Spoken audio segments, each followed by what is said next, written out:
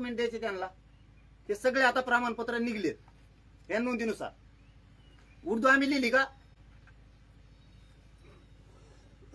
इतकं गठ्ठा घेऊन पळत आहे पोरग, हे शिंदे पोरग आहे ना. काय पुरावे पाहिजेत फडणवीस तुम्हाला? हे काय आहे, तुमच्या एका बी झकमाऱ्या अधिकाऱ्याकडे नसणारे तितके पुरावे एका बी राज्यातल्या. हे एका माणसाच्या यशवंत दहीहंडीचे एकट्याचे पुरावे बघाय, जसला मोजण्या करायच्या इतके गठ्ठे येते.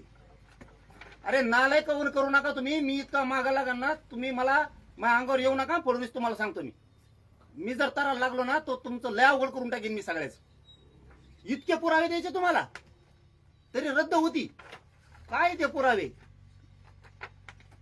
काय पुरावे आहेत का? काय ते निजामकालीन येतं, इंग्रजकालीन येतं. तुमच्या याचा नवरा जिवंत नव्हता तेव्हापासूनचे पुरावे येते. काय पुरावे येते? कोण अधिकार देत रे तुम्हाला मराठींचं वाटोळं करायचं? माझ्या समाजाच्या लेकरा बाळाचं वाटोळं करायचं कोणी सांगितलं तुम्हाला? काय पुरावे आहेत का? काय येते? तुम्ही कुठं पण बघा इतके पुरावे नसते. तो नुसते प्रमाण 3000 लोकांचं वाटोळं करायला लागला तुम्ही त्या दहीहंड्याच्या. आता तुम्ही येतं त्या जिल्हा परिषद सदस्याचं वाटोळं करून टाका. या लेकरांचं पाप कोण डोक्यावर घेणार आता? फडणवीस तुम्ही का?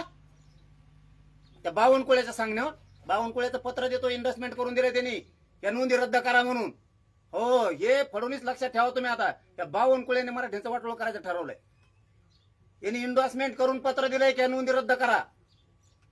तुमचे निवडून नाही आले म्हणून तुमच्या निवडणुकीसाठी माझ्या मराठी लोक मारणार तुम्ही?